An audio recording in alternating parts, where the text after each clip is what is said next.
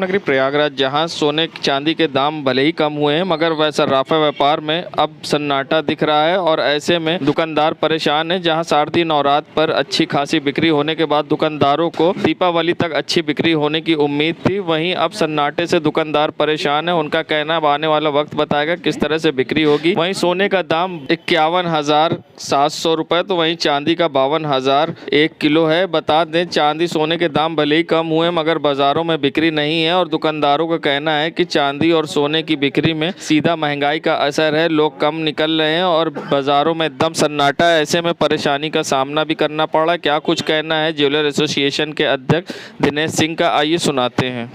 देखिए, नवरात्र में तो बिक्री बहुत अच्छी थी, हम लोगों को उम्मीद भी बहुत अच्छी थी कि बिक्री अच्छी होगी, लेकिन इस समय जिस हिसाब से सोने चांदी का भाव भी घटा हुआ है उसके बावजूद भी मार्केट में ग्राहक नहीं है और धनतेरस करीब पर है। अब आने वाले समय पर ही पता चल पाएगा कि कैसी बिक्री होगी, लेकिन हम लोग तो अनुमान यही लगा रहे हैं कि उम्मीदें भी हैं, हम लोग तैयारियां भी कर रहे हैं कि दुकानदारी अच्छी होनी चाहिए। तो महंगाई का असर है? महंगाई का बहुत असर है, चल रही है। चांदी का क्या रेट है? सोने का रेट है 51,700 रुपये और चांदी का रेट है 57,000। Dinesh Kumar Singh, jeweller association president, Prayagraj. Sangam नगरी प्रयागराज, जहां धरती पुत्र कहे जाने वाले मुलायम सिंह यादव अब दुनिया में नहीं रहे तो हर कोई उन्हें अपने अंदाज में श्रद्धांजलि दे रहा है। ऐसा ही ताज़ा मामला प्रयागराज में सामने आया है, जहां प्रयागराज के मुलायम अब मुलायम सिंह को श्रद्धांजलि देने प्रयागराज से सैफई के लिए साइकिल से रवाना हो रहे हैं। साथ में गंगा जल लेकर नेताजी को श्रद्धांजलि देने प्रयागराज के मुलायम निकले हैं। उनका कहना है जब मुलायम सिंह यादव पहली बार वो मुख्यमंत्री बने थे तो उनके नाना ने उनका नाम मुलायम रखा था, तब से लोग उनको घर में मुलायम के नाम से जानते हैं। और आज वो सैफई की सफ़र पे साइकिल से निकले हैं। साइकिल पर नेताजी की फ़ोटो पर माला चढ़ाकर समाजवादी का झंडा लगाए मुलायम साइकिल चलाते दिखाई दिए और उन्होंने कहा ये नेताजी के प्रति मेरी श्रद्धांजलि है जो मैं आज सैफई के लिए निकल रहा हूँ। मुझे मालूम नहीं था कि नेताजी की अस्थि कल आने वाली है, मगर मैंने तैयारी कर ली है तो नेताजी के अंतिम संस्कार की जगह पर जाकर जल चढ़ाने के लिए मैं साइकिल से आज सैफई के लिए रवाना हो रहा हूं। ऐसे में क्या कुछ कहना है मुलायम का इस पूरे मामले पर, आइए सुनाते हैं आपको किस तरह से नेताजी को श्रद्धांजलि देने के लिए प्रयागराज से रवाना हुए हैं मुलायम। जी, परम श्रद्धेय माननीय धरतीपुत्र मुलायम सिंह यादव जी का संगम से बहुत बढ़िया लगाव था, इसलिए और हम संगम से जल लेके उनके श्रद्धांजलि पे श्रद्धा सुमन अर्पित करने जा रहे हैं।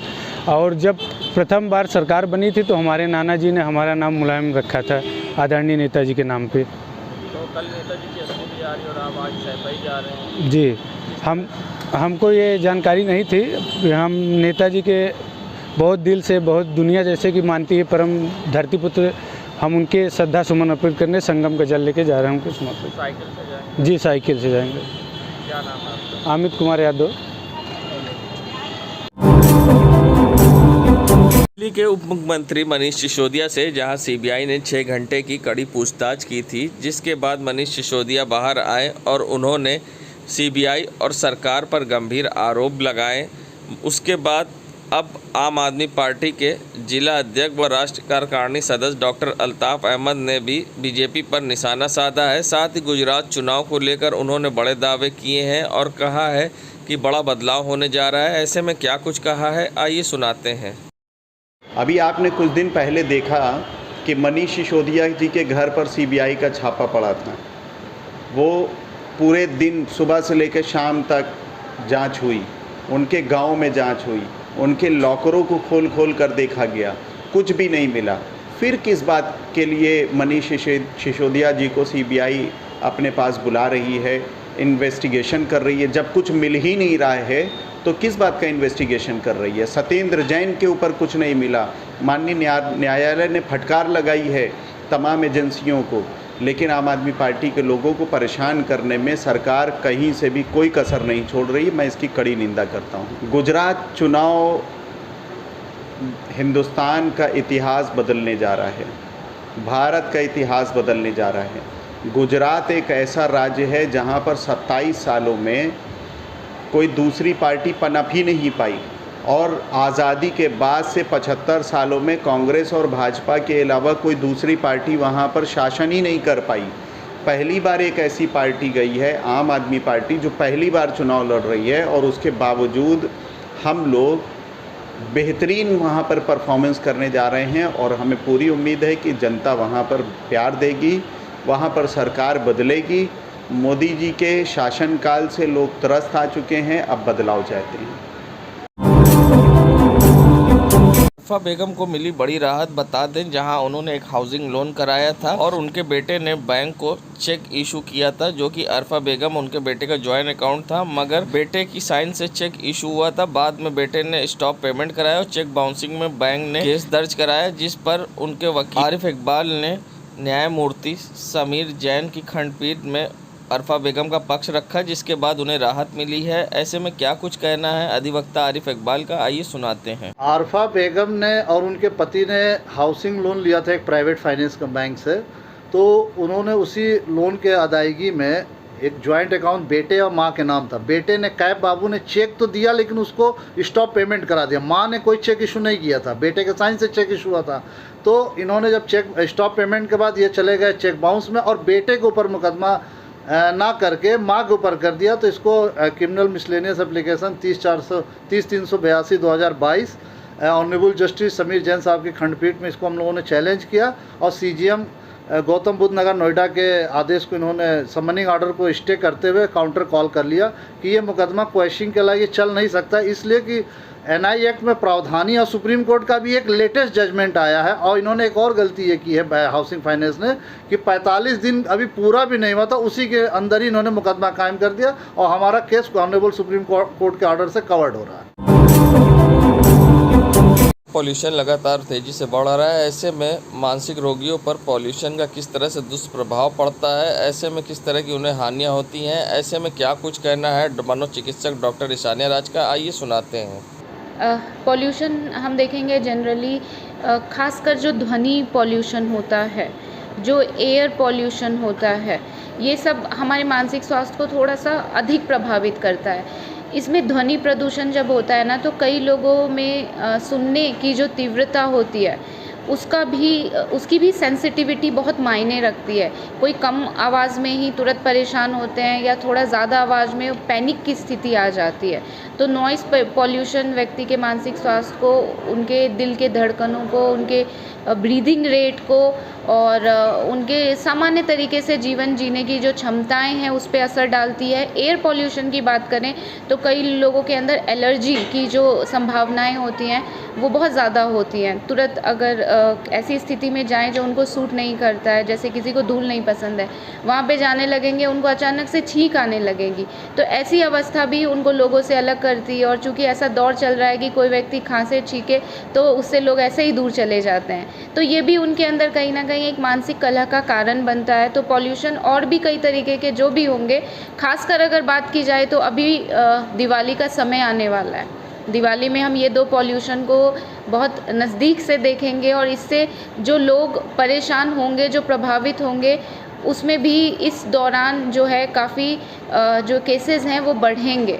तो अक्सर देखेंगे गाड़ियों की आवाज़ से भी मानसिक स्वास्थ्य के रोगी भड़क जाते हैं और लोग, हाँ, जिनके अंदर मानसिक परेशानी की हिस्ट्री होती है, अगर आप उनके सामने ज़्यादा ज़ोर से गाना बजा देंगे या हॉर्न ज़्यादा बजाएंगे या किसी भी प्रकार से आप इवन ज़ोर से चिल्ला भी देंगे ना, तो वो पहले से और ज़्यादा परेशान हो जाएंगे।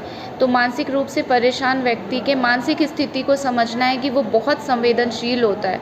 तो किसी भी तरीके के पॉल्यूशन के कारण हम डायरेक्टली और इनडायरेक्टली, चाहते हुए या ना चाहते हुए भी उनके मानसिक स्वास्थ्य को प्रभावित कर देते हैं।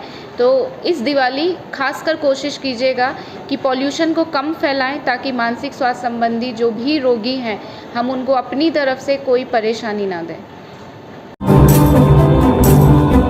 संगम नगरी प्रयागराज जहां डेंगू का प्रकोप तेजी से बढ़ रहा है, तो महापौर अभिलाषा नंदी गुप्ता द्वारा महानगर में डेंगू के बढ़ते प्रकोप के दृष्टिगत कई क्षेत्रों में मलिन बस्तियों में व्यापक रूप से एंटी लार्वा का छिड़काव किया। संपूर्ण क्षेत्र में महापौर ने अपनी देखरेख में कीटनाशक दवा एंटी लार्वा दवाओं का छिड़काव कराते हुए नालियों की समुचित सफाई का कार्य करवाया। महापौर ने सभी क्षेत्रवासियों से घर में कूलर, गमले, पुराने बर्तन आदि में पानी जमा न होने का आग्रह किया और साथ ही महापौर ने लोगों को डेंगू के प्रति जागरूक किया और पूरे फुल आस्तीन के कपड़े पहनने के लिए भी लोगों से आग्रह किया है। ऐसे में महापौर ने खुद निकलकर नगर निगम कर्मियों के संग सड़कों पर निकलकर एंटी लार्वा का छिड़काव गली गली में जाकर कराया है। बता दें, मच्छरों का प्रकोप तेजी से बढ़ रहा है, जिससे हर कोई परेशान है। उसी कड़ी में नगर निगम ने अब कमर कसी है। महापौर ने अपनी देखरेख में कराया छिड़काव।